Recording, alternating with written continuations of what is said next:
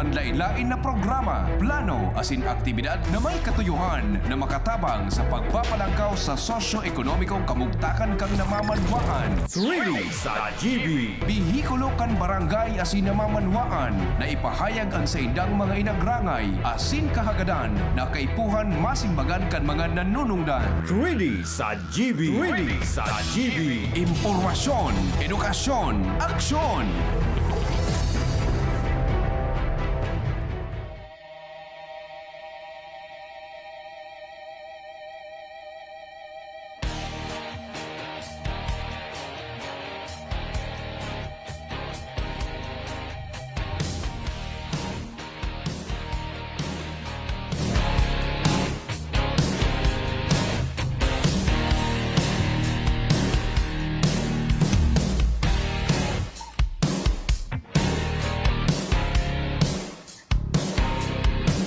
Mga tugang si Kararay, maray na hapon po sa gabos ng mga parantabay. Ultimong Biyernes, kan Enero 2026. Magsarabay-sabay naman katadigdi sa programang 3D sa GB. Atod sa Indo, sa karang buot kan opisina ni Albay 3rd District Congressman Raymond Adrian Salceda. Mag-ororesto na naman kita kung ano po ang mga pangyayari digdi sa tuyang lugar. Ini po ang sendong amigo sa radyo. Edwin Teralda po. Nangungumusta tabi sa Indo. Ano man ang sendong pigigibungon yan. Sa ilman kamungon yan.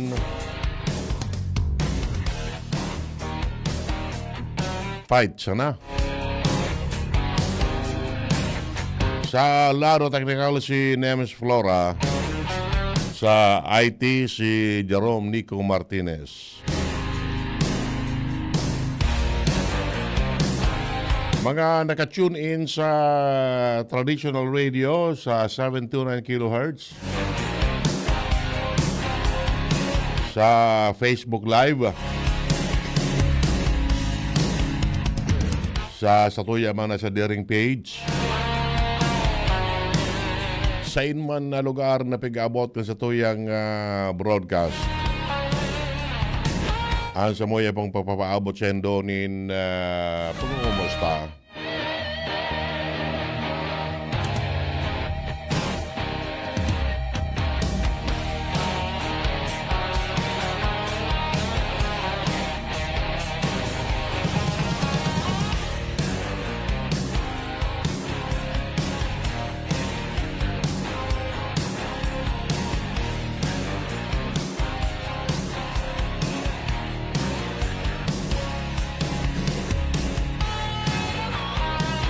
Sige, so diretso po kita sa tuyang mga istorya digdi sa tuyang programa ngunya na hapon ano. By the way pa lang tabi, congratulations sa mga winners sa iba-ibang kategory diyan sa ginibong Regional School Press Conference digdi sa Legazpi. Ano? Yan.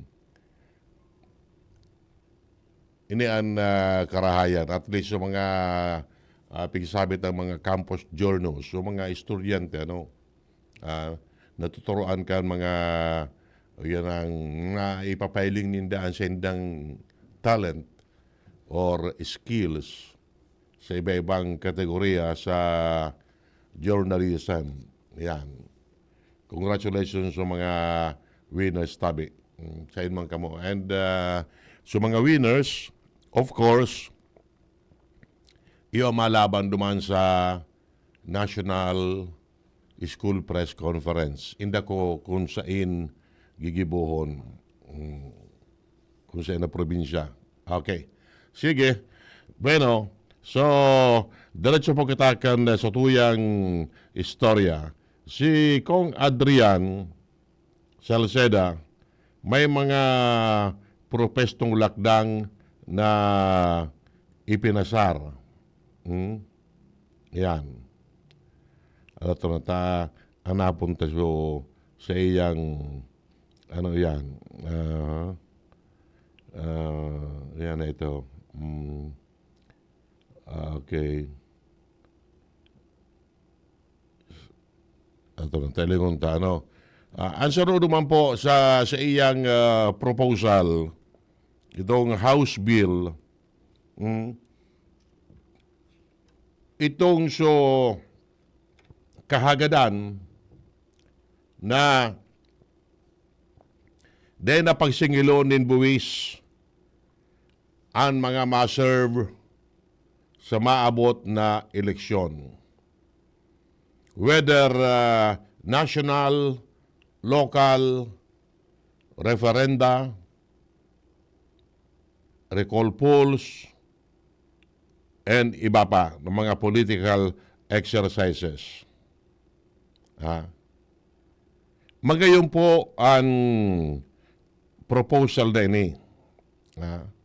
Magayon because irakman kan mga nagsuserve dyan na whether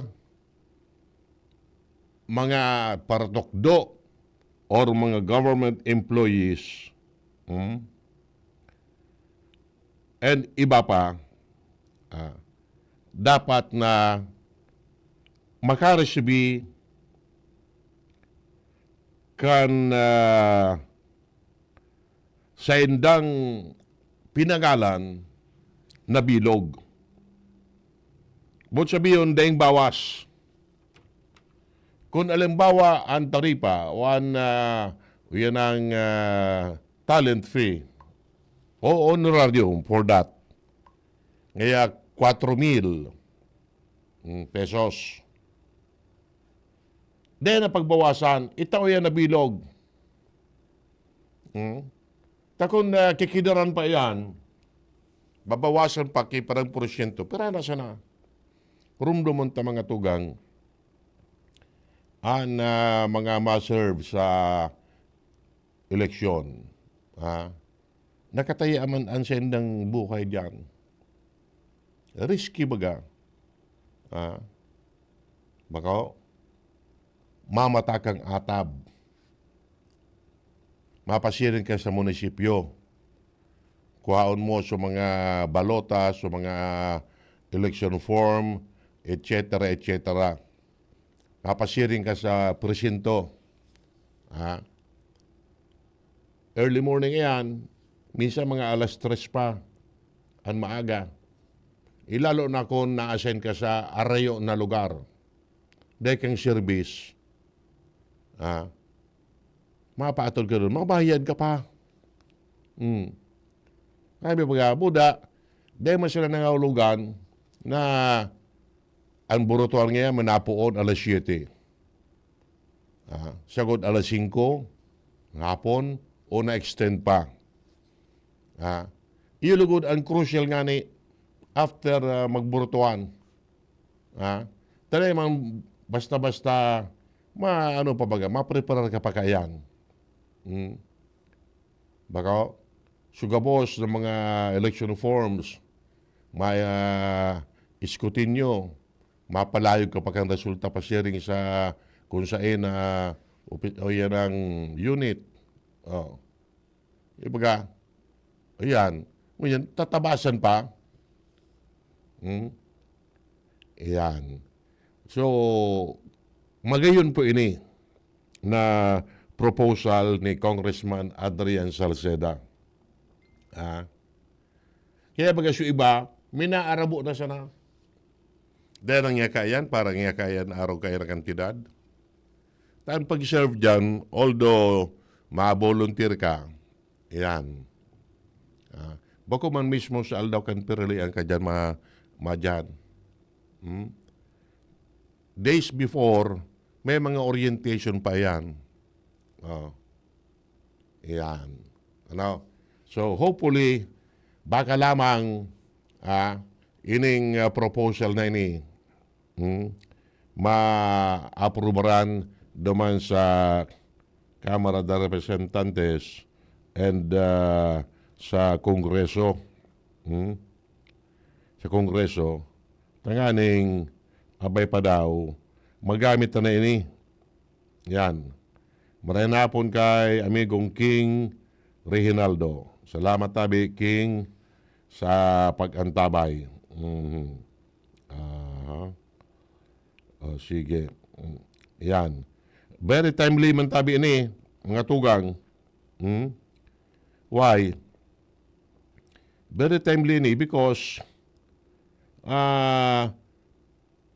madali naman ang Barangay and Sangguniang Kabataan election sa Nobyembre 2. May oras pa man, January pa siya nangunyan. Parang bulan pa. Baka matukar ini sa Kongreso, di mas maray. Ano po? Yan. Kung talagang alimbawa ini magkakanego, pigiling ko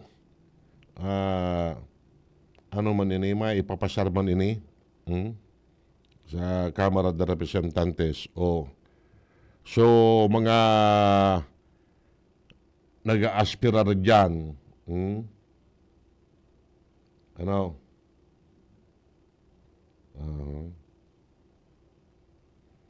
yan.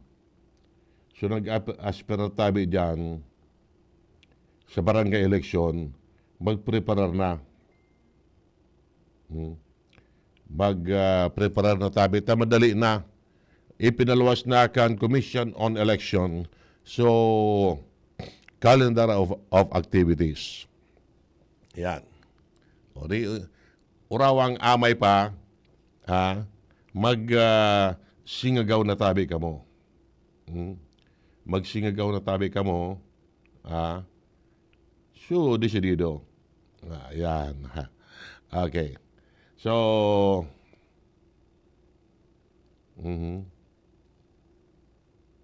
yan. So, ini po, magayon ining proposal na ipinasar ni Congressman Adrian Salceda.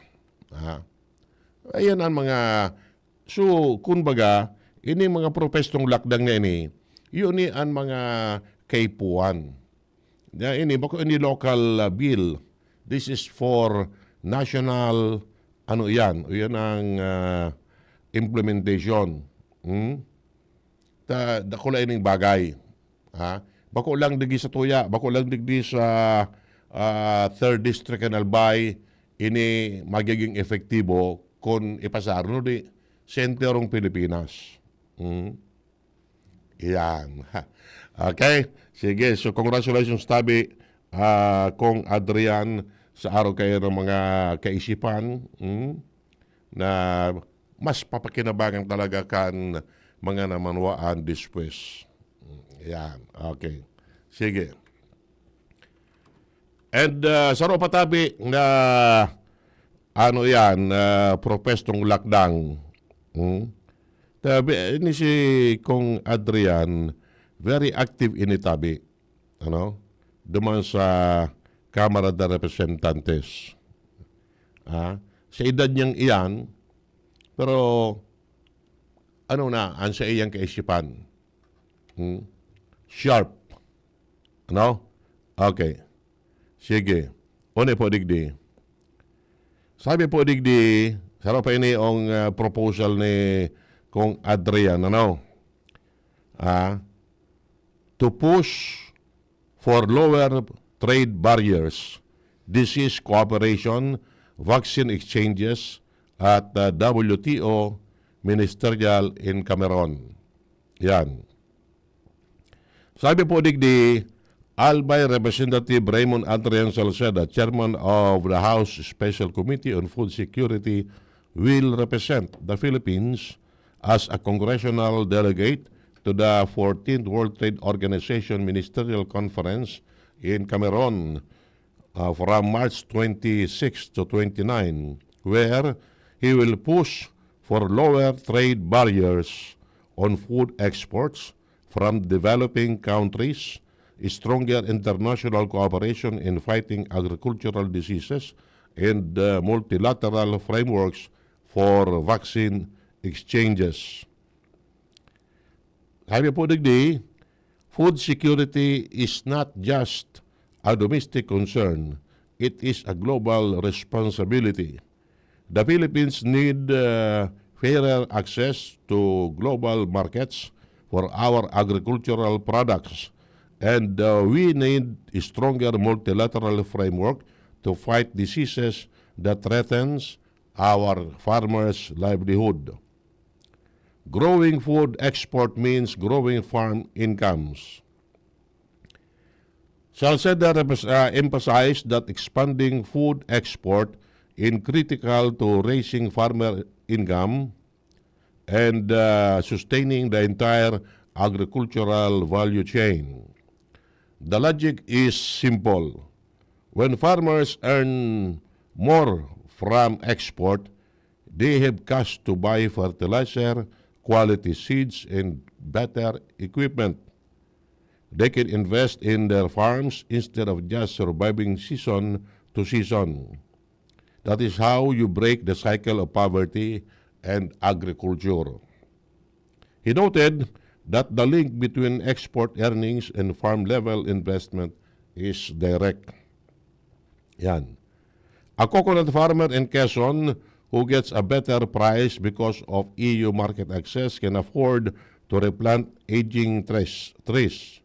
A tuna fisherman in General Santos who benefits from zero tariff can upgrade his boat.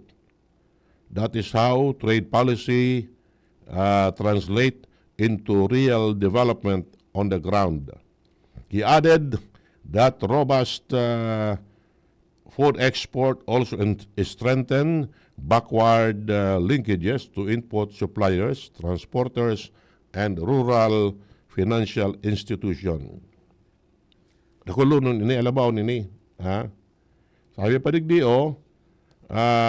Salceda will advocate for WTO facilitated framework enabling countries to exchange vaccine for transboundary animal diseases such as African swine fever and highly pathogenic avian influenza.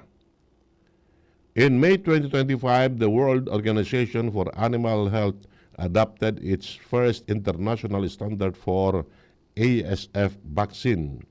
These standards are now recognized by the WTO for international trade. This is a breakthrough, but we need to go further. Yan. He noted that the Philippines allocated 350 million pesos in 2024 to procure ASF vaccine from Vietnam, demonstrating the value of cross-border cooperation. Vietnam developed an ASF vaccine with 97 to 99% efficacy, and the Philippines benefited from it. Imagine what we can achieve if the WTO facilitates a global framework for vaccine sharing, joint research, technology transfer. The same principle applies to avian influenza, which has now spread over 50 countries. Yan. Okay. So, sa trade barriers, Salceda noted that the Philippines is in the final stage of negotiating a free trade agreement with the European Union, expected to be concluded by mid-2026. Yan. So, ini po, dakula ini yung, sabi niya digdi he would coordinate closely with the Department of Trade and Industry and the Department of Agriculture to ensure the Philippine delegation speaks with one voice. We will go to Cameroon not to observe. We go to fight for the Filipino farmer and fisher folk. Every trade rule which we help shape is a rule that will affect the price of rice, fish, and vegetable on the Filipino table. Yan. Magayunong po ining mga yan. We hope na tawan ini ki atensyon, ano? Yan. Ta siya magatabi, yan ang pamayokan Special Committee on Food Security. So, dakula ining bagay, kung ano ang maukudan niya duman sa Cameron, na pwede ding magamit sa Pilipinas. Yan. Kung ano ang maukudan niya duman, pwede niyang gibu na basehan para magpasar ng mga propestong lakdang that will help our farmers, our fisher folks, and iba pa. Ano?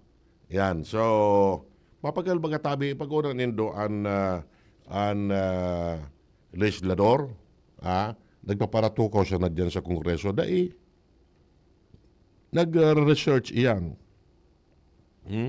And syempre, dako lang bagay ni na of all members kan Kamara de Representantes, si Kong Adrian, saro sa mga napili na maging miyembro kan Philippine Delegation duman sa dakulaon na pagtiripon sa Cameron. Ayan. Okay, yun ang baga. March pa man ang pagtiripon duman. So, igwa pa man.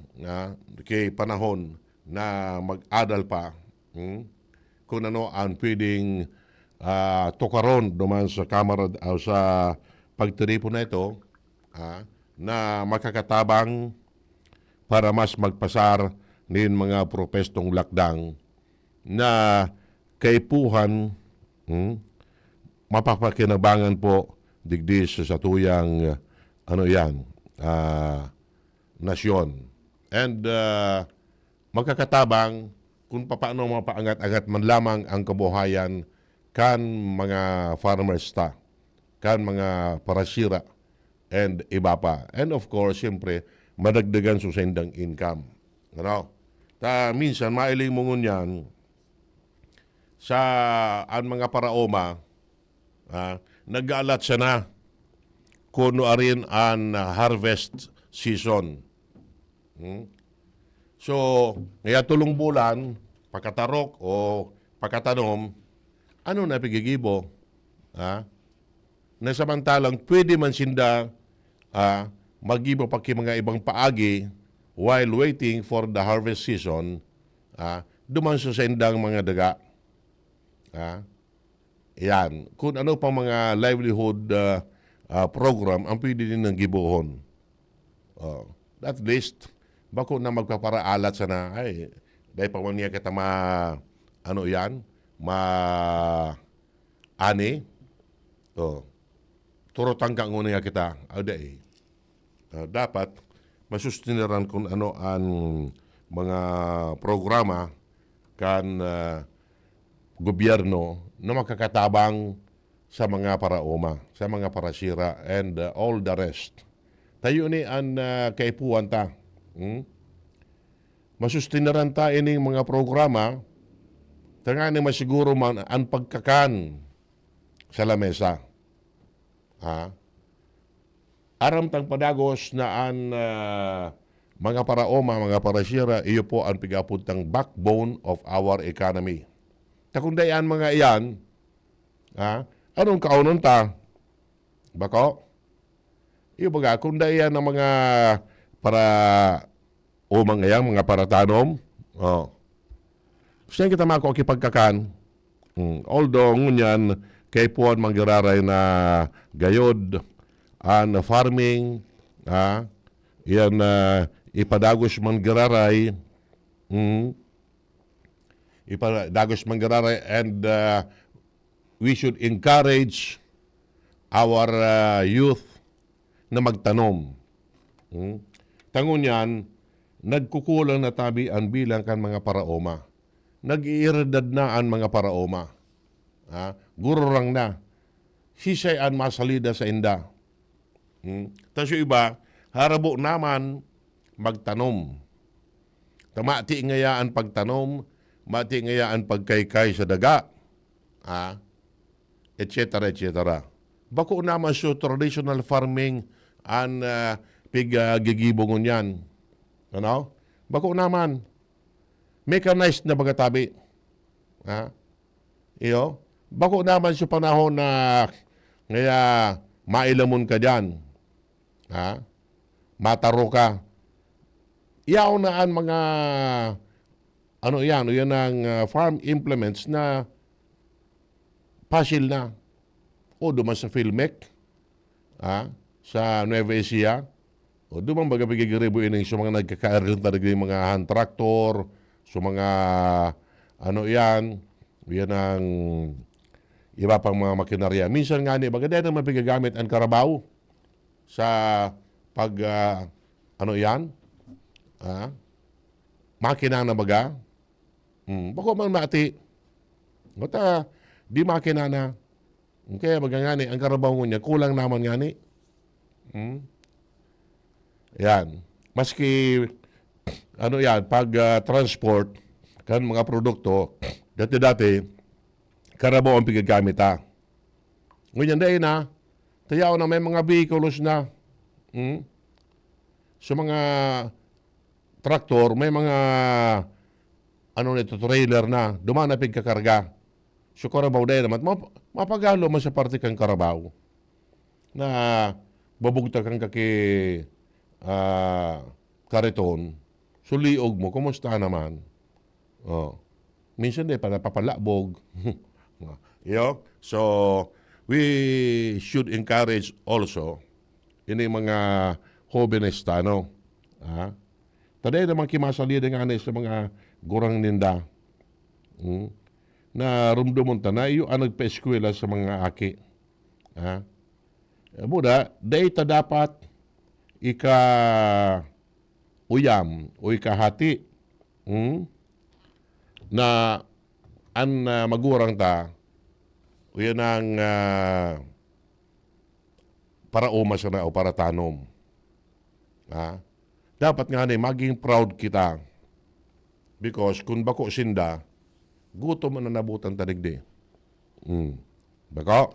So, again, we hope na ini mga pigigibong lakdang ni Congressman Adrian Salceda makakatabang digdi sa tuya sa mga maabot na aldaw.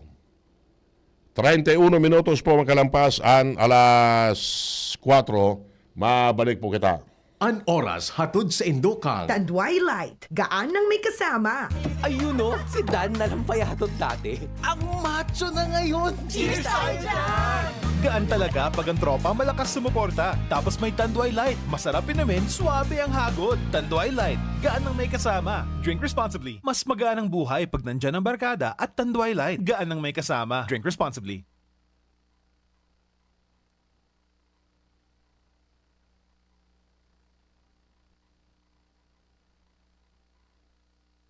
Una ko kung igwapa. Sige.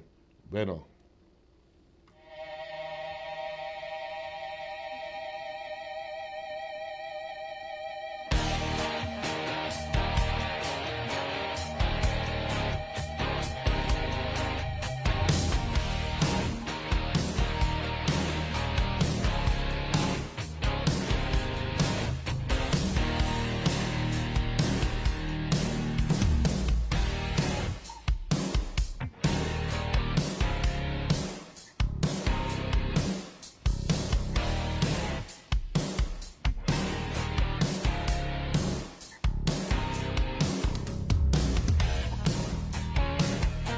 Sige, so dara-diretso pagkatakan sa tuyang pag-urolay-olay digdi sa programming iningon niya na Biyernes. Ultimong aldaw o ultimong Biyernes kan Enero. Sa Domingo pala, love month na. February na baga sa Domingo. Saga ultimong aldaw na kan, garo siyang napipalid an aldaw. Yan. Naguna-una kita kaya mina New Year pa siya na. Mala yan. tapos na siya primerong bulan kan taon. Unsing bulan na siya na naman names. Christmas na. Yan. Ayun yan ang sistema. Ano? So, we hope na anong yaran kayo ni? Yan ang pamanggirari kita dyan. Yan. Mag-urog mo siya na. Yan. Aprobitsaran taan araw ka ng mga sitwasyon. Okay. Sige. Bueno. Si Secretary Vince Dizon, narumduman nindo, kaya mga nakaaging simana, all the way from Quezon, sagud sa Naga. Nagkaigwa ki road trip, nag-inspeksyon sa Andaya Highway, so dating Quirino Highway. Puun siya naman sa Quezon Province, sagud lagi sa Naga City. Pigiling niya mismo, kung ano man ang ganteni yung problema dyan sa Andaya Highway, national concern na ini. Maski pa kayo pera ng presidente ang nakatapos kang termino, iyan na problema dyan, iyo man giraray. Ang lubak-lubak. O mismong na-experiensyahan ni Secretary Vince Dizon kung ano ang sitwasyon kan na tinampo dyan sa lugar na yan. Nakatarang siya na talaga ngayang grabe. Itong tuloy duman, so maako, ito, yan ang anong tuloy ito, so nag-yugo-yugo. Biyo pating napamuda baga si Secretary Dizon. Kuago ito, maako, o lingaw ko so ngaron kan natulay. So yan, na mismong si Dizon ang nagsasabi na kay puwan ang yayin yung pakarayon. So EDSA nga ni, EDSA, rehabilitate na. Iyo po ang major thoroughfare naman sa Metro Manila. Alawigon magayan. Kan panahon na napod kayan, bako pa man EDSA, Highway 54. Ngunyan, ipinangaran kay Epipanyo de los Santos Avenue. Kaya iyan na EDSA. Iyo. Ngunyan, ano man nga kay Dizon? Ang sabi, baka by next week, magbisita man digdi sa to. Sa Albay and Sorsogon. And baka pasiling naman sa Bisaya. I-check digdi sa mga projects na pig-implement kan gobyerno. Or kung sira man na mga nakakontrata kayan. Tanganing siya mismo ang mag-obserbar kung kumusta ang patrabaho kan mga proyekto digdi. Dakol na kay mga proyektong pig-identify na for inspection. Yan, digdi sa tuya. Digdi magkakadareskubre kung kung kumusta ang pagkatrabaho. For example, so yaon dyan sa Busay, ano nang kamugtakan ka itong ipinatugdok dyan na sabi Skyway. Pusti man sa nabaga, yaon dyan, obstruction lugod. Tapos ang sabi, iyan ngaya, yan ang face by face. Baka dahil nakibudget, kaya pusti siya na ang ibinugtak diyan sa Busay. Sabi, iyan, Skyway, linking, pasiring naman sa Bicol International Airport. Sa Lubo. Mga ngaragay diyan sa Bulod. Pero aloy na baga. Ha? Aloy ng panahon na tiwangwang. Nagigilamang na eyesore. Baka mailing lamang ini ni Secretary Dizon once na magdigdi siya. Gibuon niya digdi na from alimbawa pun man sa naga pasiring digdi sa tuya. Nganing mailing niya man so patrabaho dyan sa Barangay Morera kan ginubatan. Nasagod ko niyan aloy ng ipigreklamo. Diyan naman kayan, unpaid kayo naman, may schedule ko no arin, sisibot-siboto naman sa iba kaniyo na patsingan ang tinampo. Yung baga nangyari naman sa Kamsor o sa Quirino, na siya na makonfirm na madigdi, siniribot baga sa DPWH na patsingan tangaya sa mga lubak-lubak duman. Kapag uminaging nga si Secretary, di lamang yung malubak. Pero, siyempre, nareparo man gila yun. So, yung mga inigayod, ang purpose. Dahil na siya mag-aeroplano. Tarakadagin na si Dizon kan siya pa ang DOTR Secretary. Nagbisita siya dyan sa Bicol International Airport. Nailing niya mismo. Ngayon magayon, ang Bicol International Airport. One of its kind kaya. Dahil mo siya naaloy naman sa DOTR, tayo binalyo sa DPWH. Ikang nga mag-troubleshoot sa mga problema sa infra. Yan. So, baka next month, next February, baka schedule na dumigdi. Ang magiging na kaya, so unannounced. So, surprise visit. Yan. Mas maray.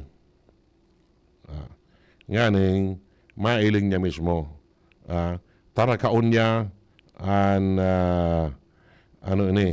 ang mga namamahala kan opisina digdi.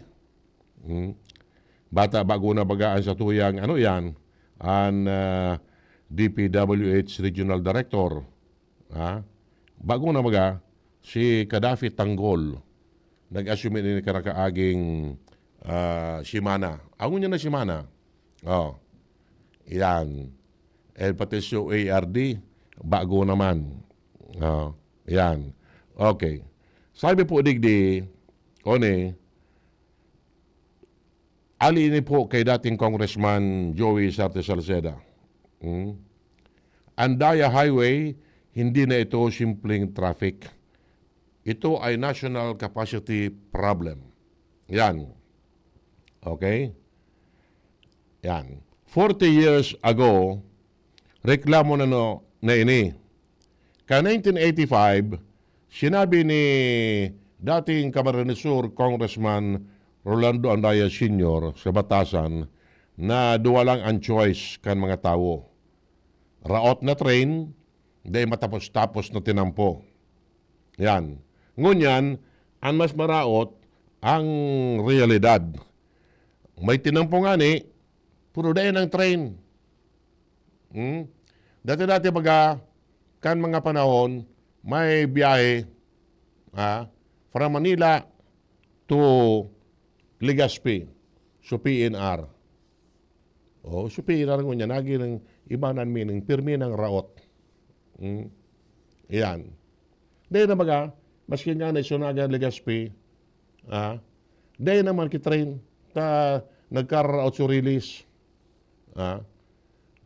Ang purpose kayan, iyan na mga yaon sa railroad town kan Camarines Sur, up to duman sa Cam Norte. Yan. Ipinagibo iyan na Andaya Highway, tadadipisilan sa mga farmers, mga tao, dyan sa Sipukot, Ragay, Del Gallego, Lopi, pasiring sa anoan, mapagalon. Kaya ang sa sarigang ninda, ini pong train. Yan. Napakuman, oras-oras nag-aagi ang train. Nadadipisilan sa mga banwaan dyan. Kaya, pinag-isipan na pag-ibuan kita ng po. Yun ang nga yan. Quirino Highway, dati. After which, ipinangaran kay dating Congressman Rolando Andaya Sr. Okay? O yan. One po, digdi. Kada Disyembre, pare-pareho ang eksena. 17 kilometers traffic, 8 hours stranded, double ang volume from 5,000 to 10,000 vehicles a day. Yugo-yugon mo yan. Totoo baga, pirang oras ang mas South Road ka pa Manila. Baka, pag-abot dyan sa lugar na yan, grabe baga ang traffic. Yan. Sabi po digdi, ang pinakasolid na insight ni Salceda, hindi lang, bako lang po ini engineering issue, kundi capacity issue. Sabi, maski gurano ka ayos ang semento, gurano ka tibay ang kontraktor, kung na 10,000 na vehikulos ang nag-aagi araw daw sa tinampong pigdisenyo para sa mas mababa, babagsak at babagsak yan. Yan. Yung 10,000 vehicles araw daw. Tarabo naman mag-agi naman sa Sipukot pa to Daet.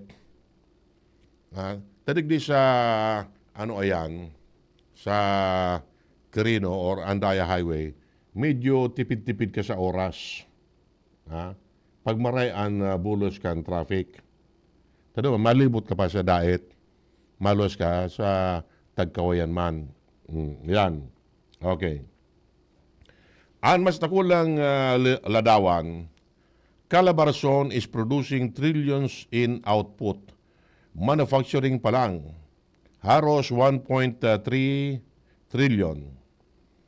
Gabos na freight as yung produkto na pasasiring sa South. Yan. Ang aagiyan masya na Maharlika Highway, as in Andaya Highway. Yan. Ang Bicol, mga tugang, is not just a destination. Ini po ang land bridge pasiring sa Samar and Mindanao. Meaning, 37 million pesos o 37 million Filipinos ang apektado sa corridor na ini. Bako lang po ang Bicol. Iyo baga, mahiling ta, mapa Mindanao, Bisaya, minapurundo baga dyan sa Matnog,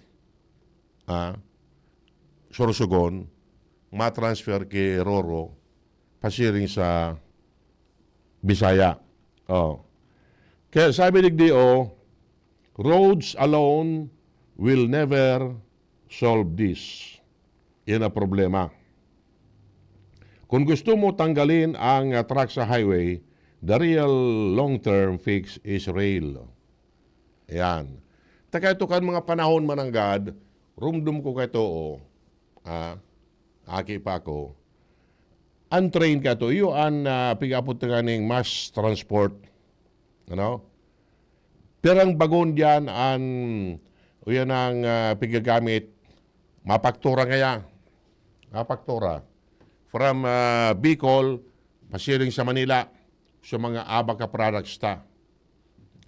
As in iba pa, ipapaktura ta, pasiring naman sa Manila. Ano? And pagbalik ang train, sa mga ali man sa Manila na produkto, idadaroon man sa mga probinsya. Dahil pa magkatuokan pa na kay mga cargo forwarder, wala pa man. train pa sa nagato.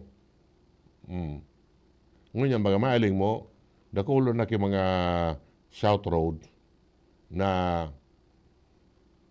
mga 6-wheeler, 10-wheelers, ang laog mga produkto. Ayan. Yun na yan. Taday na nga na iso train. Na yun dapat kuta na. Yo? So, okay. Dahil ibang paagi para mag-move on, considering na volume ni freight, na dahil mararaot ang tinampo. Totoo yan. Uyugo mo, 10,000 na vehikulos. Pero dyan ang mga cargo truck, aralabaong pati. Sa arual daw na pag-agi dyan, nararugado ang tinampo. Sugabat ka yan. Minsan, baga mailig mo, nagsusurunudan iyan ng mga darakulaon na truck. Namaluya man nga ni kung naso daga, maluya man ang pundasyon, kaya nagkakagaraba ang tinampo. Ngunyan, ang sistema is reblocking. Palliative solution. Iyan. Iyo man giraray, maski gura ano mo dyan na tapal-tapal, tadakulununon ang nag-aaragi, pero may nananggad na magagaba ang tinampo. Kayo iyan ang problema. For so long a time, araw kayan ang problema. Iyo. Sabi digdi, credit where credit is due. Secretary Vince Dizon seems serious about fixing Andaya Highway. Yan. Kaya nagdigdingan eh, bagay si Dizon. Weeks ago. Ayon tarama man ni Dizon, may order sa ASC-BBM na reparoon ini. Okay. That is why I appreciate Joey Salcedo's leadership. Hindi siya puro blame game. Hindi puro pabida statement. He connects history, economics, logistics, and real-life suffering ng commuters into one clear truth. We need an infrastructure plan that matches the volume of the growing country. Hindi tayo uunlad sa patch-up solution lang. Hindi pwedeng yearly December trauma ang normal. We deserve better. Yan. Okay. So, yun eh. Iyan, tama ini. Na yan ang gibuhon. Yan. Kan na gobyerno. So, tama man na magdigdi si Secretary Dizon. Yan. Yan ang mailing niya ang sitwasyon. Although, nag-agi na siya duman sa lugar na ito. So, digdi man sa tuya. Sa Albay. Iba man po ang Andaya Highway, ito siya ng susipukot to, yan ang Tagkawayan. Maharlika Highway, itong National Road, sagudigdi sa tuya. Nadadakol ba kay mga lugar na kaipuan man reparuhon.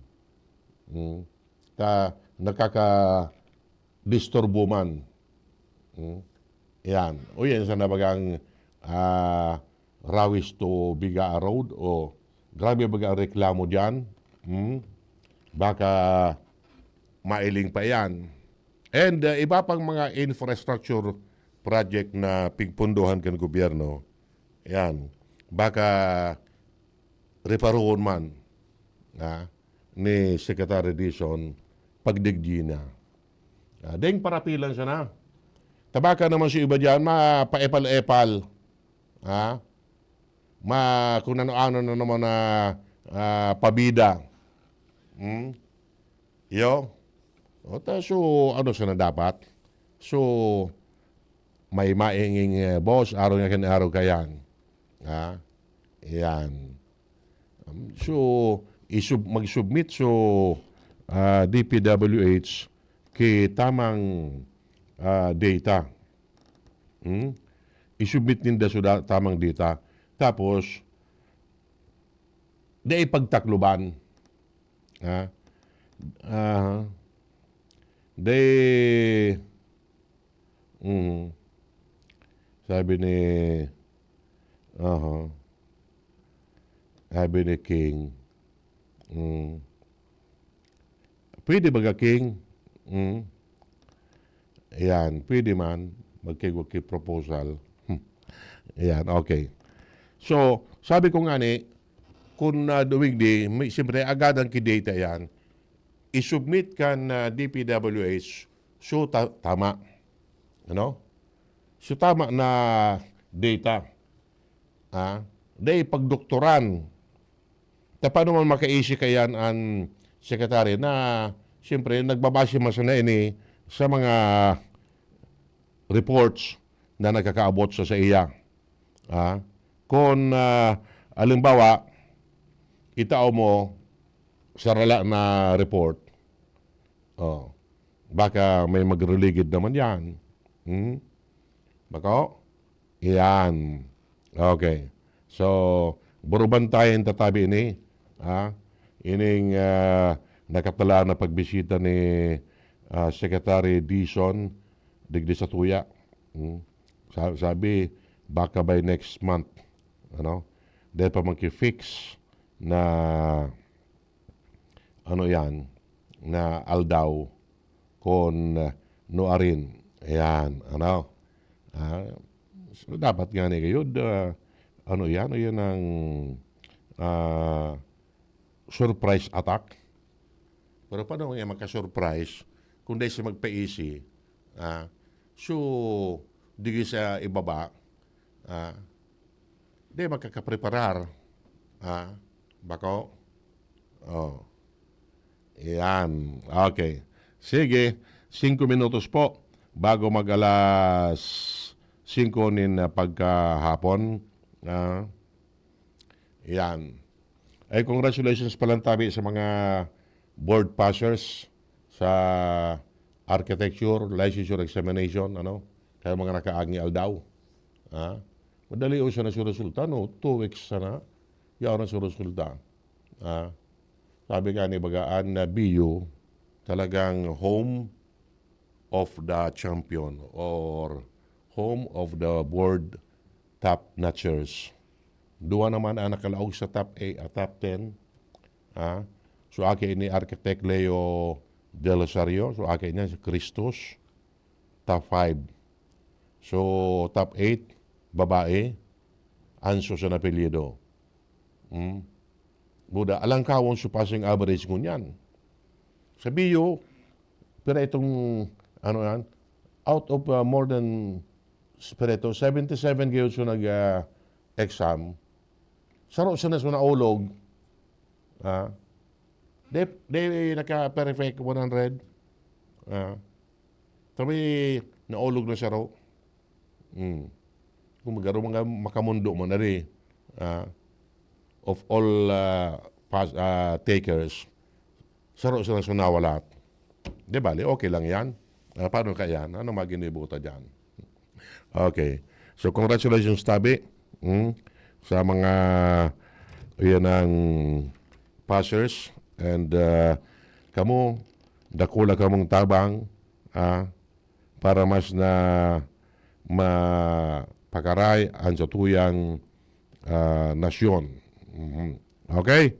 Bueno, gayon tatanan mas mapaaral magkatatabi digi po sa satuyang programa. So, until next week naman, tabi kita. Magsarabay sabi digdi sa programang 3D sa GB. May nagluluwas na nga unyan pala na yan, sabi mga pangaran na yan ang magralaban-laban. Yan. Ako de pa ko ni matubod. Difficile na. Too early. Okay? Maralaban-laban na dito sa 2nd District. Mga paputok naman siya na good din Okay? Sige, mabalos po and happy weekend sa inyo ka, boss. Sa indung nadangog ang programang Swedy sa GB. Antabayanan Giraray ang masunod na presentasyon